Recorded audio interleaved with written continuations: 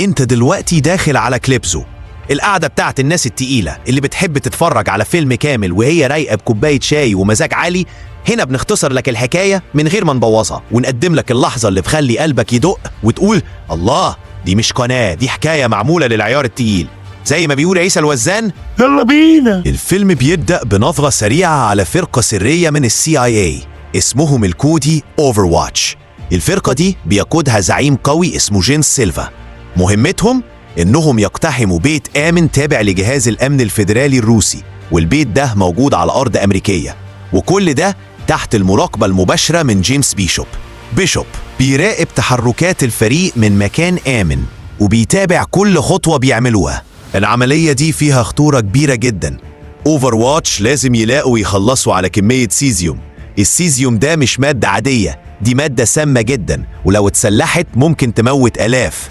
الأكشن بيزيد لما أليس وزميل ليها في الفريق يعملوا نفسهم بيسألوا سكان البيت الروسي عن عنوان، وفجأة يرموا قنبلة صوتية جوه. ولما الناس اتشوشت، الفرقة اقتحمت المكان بأسلحتها، ومع وصول تعزيزات لموا 5 أفراد من سكان البيت وجمعوهم في أوضة المعيشة. صوروا الناس وراجعوا بطايقهم، وكمان لقوا الهاردات اللي جوه البيت. في نفس الوقت بيشوب لاحظ حرارة خفيفة في الأوضة، فبعت 2 من الفريق يبصوا، ما لقوش غير حيطة. لكن فجأة بيشوب صرخ سلاح، ورصاصة تصيب أليس وهي ردت بالنار. وفي الدور اللي تحت واحد من العدو قتل واحد من الفريق. الروس شغلوا جهاز هريب وقامت حرب نارية ضخمة. Overwatch كسبوا الجولة، بس النصر ما طولش. المبنى اشتعل وصوت الصفارات مالية المكان. وسط الفوضى واحد روسي هرب من الشباك. سيلفا شافه وراح له، شافه وهو بيترجى، وسيلفا ضربه بالنار، ووراهم البيت انفجر.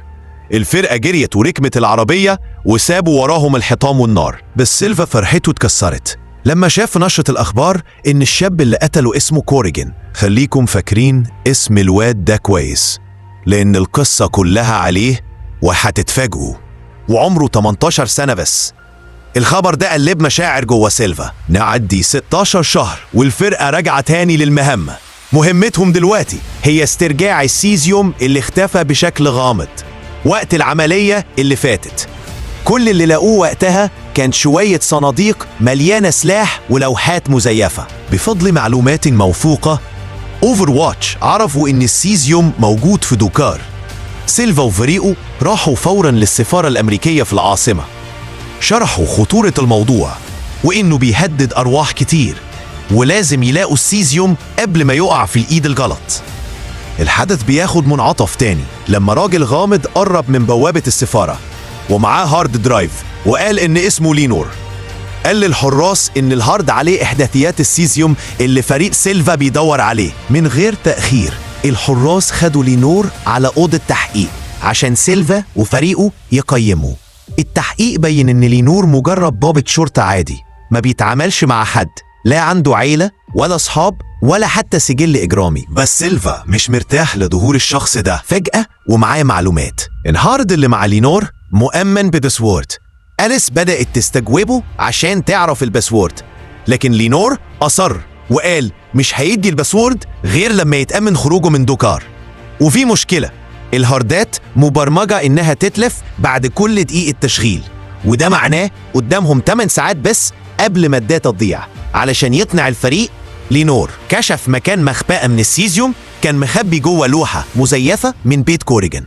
الخبر طلع صح ولقوا فعلا السيزيوم، بس لسه مش واثقين في لينور بالكامل، فقرروا يخضعوه لاختبار كشف كذب بأحدث تكنولوجيا، والنتيجة كانت بتأكد كلامه. في الوقت ده نائب وزير الخارجية ورئيس جهاز المخابرات في دوكار اللي اسمه أكسل ظهروا فجأة في السفارة الأمريكية. طلبوا من سيلفا يسلمهم لينور من غير ما يقولوا الأسباب، بس سيلفا مش سهل، ووصول ناس بالمنصب ده خلاه يشك أكتر. واضح إن لينور مش ضابط عادي. أكسل فضل يحكي كلام عام وقال إن لينور ضابط فاسد، ولو خرج من انديكار العواقب هتبقى كبيرة. الوضع بقى معقد وسيلفا قدامه قرار صعب. وفجأة لينور وهو مكبل بس مش مستسلم اتعرض لهجوم من رجال أكسل اللي قدروا يدخلوا السفارة وقت فحصه الطبي. لكن بالرغم من إنه متكتف، لينور قدر يتغلب عليهم بسهولة غريبة. الدوشة خلت سام وأليس من فريق أوفر واتش يجروا على مكان الخناقة واتصدموا من مهارات لينور القتالية. وقتها اتجمعت أجزاء اللغز. لينور مش ضابط شرطة عادي، ده كان في القوات الخاصة بتاعة دوكار. سيلفا اتصدم، بس في نفس الوقت كان منبهر. كلم بيشوب والفريق وقال لهم يجوا على انديكار. واضح انه عمل صفقة مع لينور هيأمن له الهروب بره البلد مقابل انه يسلموا الباسورد بتاع الهارد. بيشوب جمع الفريق وشرح لهم المهمة الجديدة. اوفر واتش لازم ينقلوا لينور من السفارة الأمريكية لمدرج طيارة على بعد 22 ميل عشان طيارة مستنياهم تاخده على أمريكا بأحدث تكنولوجيا. وفريق من أمهر العناصر بيشوب وسيلفا اتحدوا تاني في المهمة الحاسمة دي. وأثناء الرحلة لينور فتح قلبه لسيلفا وقال له إنه هربان لإنه وقف ضد فساد حكومة انديكار، نفس الحكومة اللي قضت على عيلته. بس الرحلة ما كانتش سهلة. أكسل كون فرقة من جهاز مخابرات انديكار وقرر يوقف عملية الهروب دي. وفجأة إشارة الكاميرات بتاعت بيشوب قطعت ورجعت بعد لحظات توتر. وفي الوقت القصير ده رجالة أكسل زرعوا قنابل في عربية النقل. بوم، العربية انفجرت وسيلفا وفريقه دخلوا في اشتباك عنيف ضد هجوم رجالة أكسل. وسط المعركة سام اتصابت إصابات خطيرة، وبآخر نفس طلبت من سيلفا يكمل المهمة وقالت له إنها هتأخر العدو بنفسها. سيلفا اداها قنابل وبقلب موجوع سابها وراه عشان تضحي بنفسها وتقضي على الباقيين من رجالة أكسل. تضحية سام البطولية مهدت الطريق لباقي الفريق يكمل، بس المهمة بقت أخطر والخطر بقى أكبر من أي وقت. سيلفا ولينور وأليس ومعاهم عميل اسمه ويليام كملوا الرحلة وهم شايلين في قلبهم حزن الخسائر اللي حصلت. سيلفا كان تحت الضغط كبير ووجه سلاحه على لينور وطلب منه الباسورد، بس لينور فضل ثابت ورافض يدي أي حاجة قبل ما يتأمن. ومع الذخيرة اللي بدأت تخلص والوضع بيزداد خطورة، بيشوب وجههم لمخبأ آمن، مطعم بيشغلوا عميل متخفي من عندهم ومخزنين فيه سلاح وذخيرة. وأثناء ما أليس وويليام كانوا بيجهزوا الأسلحة، سيلفا لمح أكسل واقف بره المطعم وحاولوا رجالة كتير محاصرين المكان.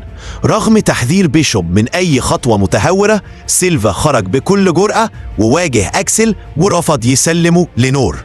ولما رجع المطعم عدى جنب بنتين شكلهم عادي، لكن فجأة فهم إنهم زرعوا قنبلة جوه. سيلفا رمى نفسه على الناس عشان يحميهم، وقبل ما يلحقوا يهربوا بوم، المطعم انفجر. بعد ما الدخان انقشع ويليام كان مصاب إصابة خطيرة وسيلفا تهاجم تاني.